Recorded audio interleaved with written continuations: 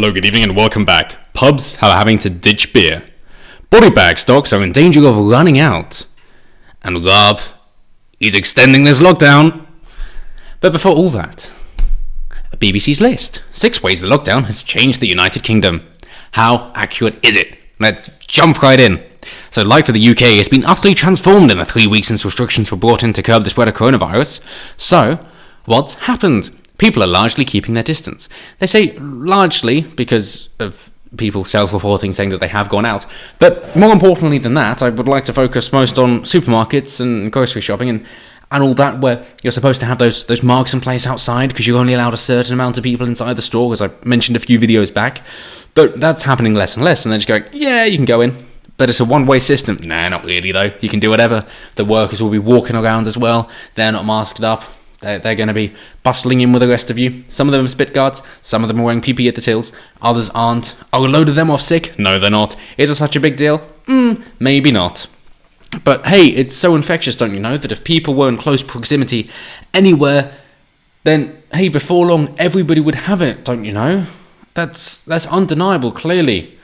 Unless we go back to our favourite example, the Diamond Princess. Which, when they found on the 20th of February, what had happened, of course, they went through all 3,711 people aboard the Diamond Princess and confirmed that 634, or a sixth, had the virus. Yeah, so it's so infectious. Things like cholera, of course, spread through so quickly, but no, it's a sixth of people. Or maybe not, but we'll get to that. Half of them who had the virus had no symptoms at the time of diagnosis. So they were either asymptomatic, and we know that about a quarter to a half of people who have it are asymptomatic, so that would work then, so they have no idea that they've got it.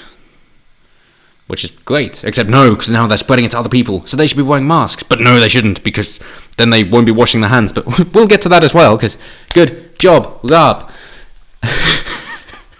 Sorry, can't laugh, it's a serious matter, clearly. Of those with symptoms, the fatality ratio was 1.9%. Of all infected, that ratio was 0.91%. But if everybody on the ship had it, so it's so infectious that either everybody had it and they were cured without really seeing much of an issue. They just cured themselves and then they were fine. But the antibody tests weren't done, so we don't know. Or it's not that infectious, not many people got it. But if it was so infectious, then the ratio was 0.15%, which is as bad as flu, which is not too far from where Germany is now saying the fatality rate is, which is 0.37%. Yeah, so a very bad flu, sure, but still flu. Or it's just not that infectious, which is why people aren't going off work with it. Or they already have it and they're just not aware of it because people are spreading it. Who knows? So next one down, A&E visits versus 111 calls, 111 calls if you wish. They've increased, so people are again staying at home. Good job. Fewer journeys made. They're down about 80% for motor vehicles, London buses, London Tube, National Rail as well. So what effect has that had? Well, obviously fewer people going outside, yes, but better air quality. So as we see, air pollution in the UK has fallen compared with last year, according to nitrogen dioxide readings.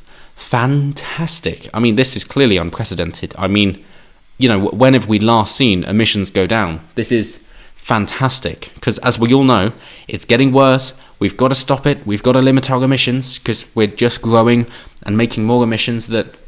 I mean, if we look back to how we've been doing over the last, 30 years, I mean, then you'll find that we've actually done incredibly well. Alright, so it's actually on a downward trend already. Oh, well that's embarrassing. Kind of suggests that this 80% in reduction hasn't really had much of an impact. But, okay, seeing as it was already down, similar trend before the lockdown. But, okay, BBC, yep, it's definitely, humans bad, especially those white people, bloody hell. More demand for benefit. So compared to the 50,000 a week average, went up to almost 10 times that.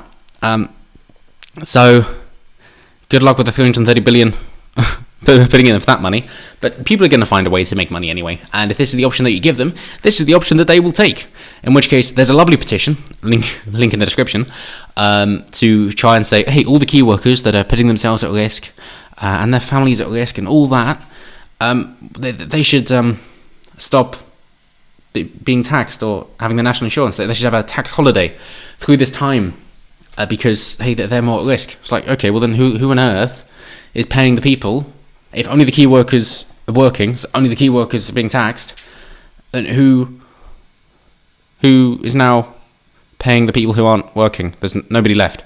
In which case, everybody's taxes go up, most likely. Not that that's going to create more income, but nonetheless, that's probably what that'll do. Or quantitative easing, so printing more money, or the whole currency is devalued, so that the debt is essentially written off, because now it's not worth nearly as much as it was before, because we're not on the gold standard, it's all fiat currency, it's all fake. Then yes, anybody with savings is now worth less, and anybody just getting by, if they don't see a pay increase, then they're also screwed. So yeah, good job with that inflation, guys.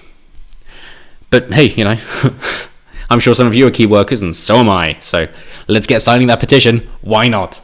That'll be fun. I mean, if you've got that option, why not take it?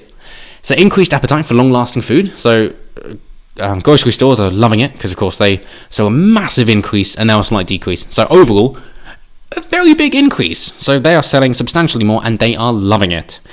People are buying more longer-lasting food, as well as alcohol, down on the tobacco. So hey, it all balances out in the end, and taking care of their pets. How nice.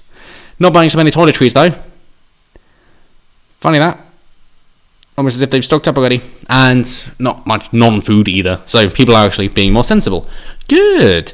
Domestic abuse calls increase, up by 25%. And this is by Refuge, which deals with the women's.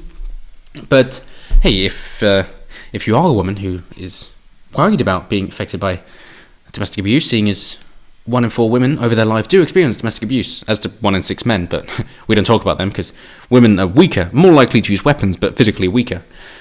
And hey, what about the people who don't speak out? Because women are so embarrassed about speaking out.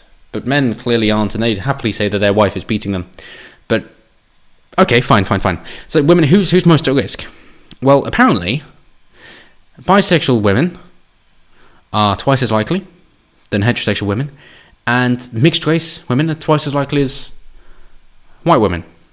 Here's the group, according to gov.uk again, the ONS. So, the safest group is Asian or Asian British women. Yes, so clearly Islam is right about women. That is clearly the safest group. Definitely no underreporting happening there whatsoever.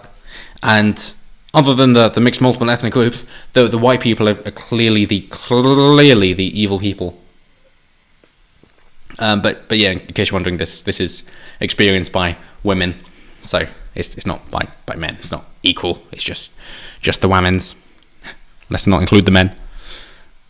But yes, that is their lovely little list there, so well done, BBC. So what's happening to the beer left in pubs? Well, they're having to ditch it. And, of course, if they can't sell it, then they don't have to pay the tax duty on it. What are the government saying about that? Well, you need photos or videos for proof of that, because the lagers last a couple of months and the ales last a few weeks. But, hey, you could be selling it anyway, so you'll have to get rid of it, because you could be selling it on a corner where social distancing can't happen, in which case we'll fine you anyway for doing it as a takeaway. Obviously, supermarkets are seeing an increase in sales, but the pubs aren't, so it's clearly not going to happen. So what have they done? Well, they've decided they are going to make the antiseptic gel. Brilliant. That they say the government is giving manufacturers who want to do the same priority access to the methylated spirits or denatured alcohol, as Brewdog is doing it as well.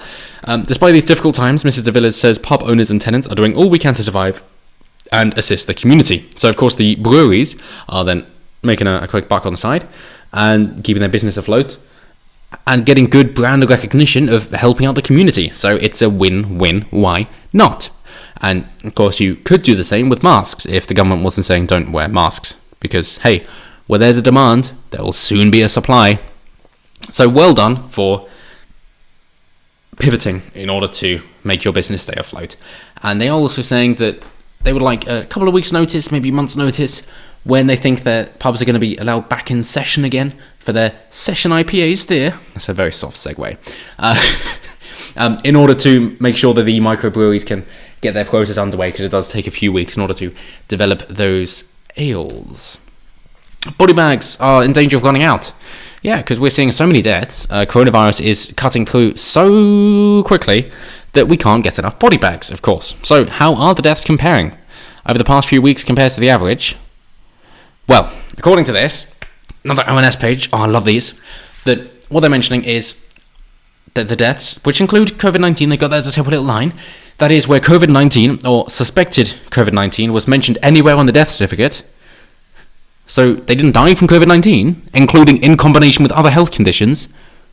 If a death mentions COVID-19, it will not always be the main cause of death. It will sometimes be a contributory factor. So they're being put down as dying from coronavirus or COVID-19, even if it isn't what they died from. But at least they definitely do have it, don't they? I mean, they're not going to fabricate those figures, because figures in this report are derived from the formal process of death registration. That's good. And may include cases where the doctor completing the death certificate diagnosed possible cases of COVID-19, for example, where this was based on relevant symptoms, but no test for the virus was conducted. So people who seem to be dying from flu-like symptoms, which are the same, therefore said, yep, that's coronavirus, you're dead from coronavirus. Why would they be doing that? Could it be because they get more funding when they're using those ventilators? It seems like there's a bit of a profit incentive there. Funny that. So how do they stack up? Well, as we see, according to the key here, all deaths compared to the 5-year average, it's been a decline for 12 weeks from the end of December to the middle of March. Yep, it's been decreasing. Except for recently, where it's gone, 100 higher than the 5-year average. In an increasing population, we expect more people to die because there are more people here. And of course, the influenza and pneumonia mentions have also decreased from the year before. I mean, they were the same a few weeks ago, until suddenly they started to drop away as the coronavirus cases started to increase. And these aren't influenza and pneumonia deaths, these are mentions, so they could be both. Why not? Good stuff. With that in mind then, if fewer people are dying than normal, why is there such a problem? Well, body bag shortages. That they say that the NHS says it currently has adequate stocks, but health workers report having to wrap bodies in sheets, so they don't have a shortage. It's actually okay. That's good then. And there was no specific need for body bags to be used to transport these corpses, although there may be other practical reasons for their use, because the virus that caused COVID-19 degraded quickly after a patient had died, so they're no longer infectious. No longer. Yes. How infectious were they in the first place? Let's not get into that. But it degraded quickly after a patient had died, so it's not going to be a problem, and just cover their face and nose if you're worried about it, unless you're worried about them exploding like Henry VIII did. Then, yeah, you'll be fine. No, seriously, he did. Please look into it. I look back to when they were opening up tombs. It was either Charles or Charles II, was it? It could have been one of the Georges, but I think it was Charles II. Opening up a tomb. That's delightful. But yes, the Barber Medical, which has the NHS contract for mortuary supplies, said availability of zipped mortuary bags was a real problem and they could not be sourced anywhere. So they don't need them. They're using them more than normal. That's why. So where do they normally get them from? The bags themselves are made in China. Oh. So they got a shortage over there because they've been underreporting their deaths, and of course they got a lot more people dying than normal. Yes. It took 6 weeks to ship them to the UK, and air freighting them was prohibitively expensive. So not because there's a shortage from China, but it's because people have been stockpiling them and using them more than normal. So there isn't really a shortage, it's just a time delay. Well, that's nice. Isn't that reassuring? William Quayle, Managing Director of Mortuary Supplies for Mortuary Equipment Direct, has hired a team of people to sew between 150 and 200 body bags a day, but he said he was struggling to get the products to hospitals due to bureaucracy. Ah yes, those virtue signalling tosspots that put in the regulations to make themselves feel good. But when push comes to shove, they can get rid of them very easily and it doesn't affect anything. Perfect. He said at £57.50 the bags were more expensive than those made in China, which he said cost £9, but dignity is the word, so the difference in price doesn't really matter. So, well done. They're also concerned about their NHS workers who are on the front line doing the type of work that would distress anyone and increasingly dealing with death. But they did sign up for it. I mean, that's part of the job description. It's like a soldier. I go, the soldiers are increasingly dealing with death. Isn't that in the job description? Yeah, but, well, there we go then. Was it conscription or voluntary? Voluntary. Okay. Cool. Great. So, when the West Hertfordshire Hospital's NHS Trust was asked if using bedsheets was appropriate, it responded, "We're wrapping bodies in line with national procedures." So it's fine. There's no issue. They're just making a big deal out of nothing. Well done, BBC. Finally, Raab. After all this, don't expect changes to UK lockdown this week. So he said, "No problem, not a problem, not a problem. Not changing." Of course you're not. Step on me harder, Daddy. The government does not expect to make changes to coronavirus lockdown restrictions this week, Dominic Raab has said. The Foreign Secretary said the UK's plan is working, but we are still not past the peak of the virus. Yes, as I said before, as soon as they see some sort of change, they're going to say, oh, it's our plan that's working, even though people are still socialising in supermarkets. Definitely working, and other gatherings. What about... It's just particular enforcement, isn't it? Like in Mississippi. I know it's America, not the UK. But they had the drive-in church. You might have heard of it. And they kept their social distancing because they just parked in a car park. And they received the service for their Easter Sunday on the radio. So police came and broke them up and fined them. Yeah, they fined the people who were keeping their social distancing in a car park. But let's see what the court makes of that. For their right to peacefully assemble and express their religion. Let's see them do that to mosques after they tried the Christians. Good luck. And the Jews. Why not? Let's just keep going. Let's go to every other religion. Yeah. Good luck. It's not going to happen, is it? Of course it isn't. So, keep this up. We've come too far, lost too many loved ones, and sacrificed too much to ease up, he said. Just trying to be emotional instead of saying, it's not a big deal. Don't worry about it. Why don't we just go with facts instead of emotion, seeing as that's what Conservatives are supposed to be known for. Funny that. It came as the government said it might change its advice on using face masks. Yes, it's mainly that they say that Sir Patrick Vallance, the UK's chief scientific advisor, said the government had already seen more persuasive data suggesting masks can stop a person passing the virus to someone else rather than preventing them from catching it. But, as I say, between a quarter and half of people who get it are asymptomatic, then they can go into public and transmit it, in which case maybe it's good for them to be masked up. But they're saying that the World Health Organization said it remains the case that medical masks should be reserved for healthcare workers, not the general public. But why on earth are we taking these guys seriously anymore with anything to do with the coronavirus, let alone anything else? But still, I mean, we really shouldn't. How have we not learned our lesson at this point? Just basically ignore the CCP health organization. That's it. So they say that they are concerned that if people do wear face masks, then they're, as I say here, there remains concerns that wearing one gives people a false sense of security, leading to them slacking off other measures such as hand washing. Is the hand washing so effective when just talking to somebody means you can get it, which is the whole point behind this social tracking app, which the government is behind, that Google and Apple are developing, which I have already made a video on, in order to say that if you have been in close proximity with somebody, even if you haven't touched them, because, hey, washing hands is what matters. So if you don't touch them, it doesn't matter, does it? No. Even then, you're going to be getting that text if that person is then confirmed to have coronavirus. In which case, why would that be an issue? If we don't need to wear face masks, how is it that infectious? Or should we be wearing face masks, but you just haven't got enough because you've nationalised too many of the productions, in which case, now there isn't enough supply for the demand that you would be creating if you recommended the people wore them.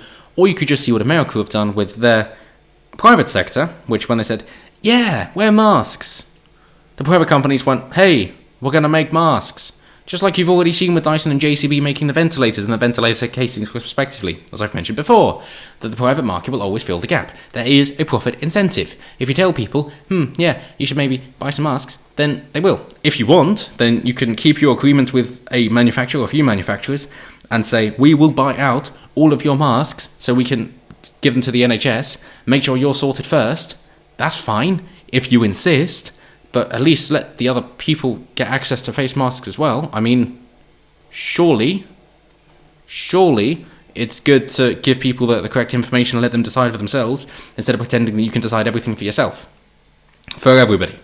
But, hey, I suppose in the good news, we're seeing more and more news that this isn't nearly as much of a problem as it should be. So now we just need to make sure the police and lawmen aren't overstepping their mark, and hey, it's about time somebody watched The Watchmen. So until next time, keep yourself safe, defend your liberties, and have a good one.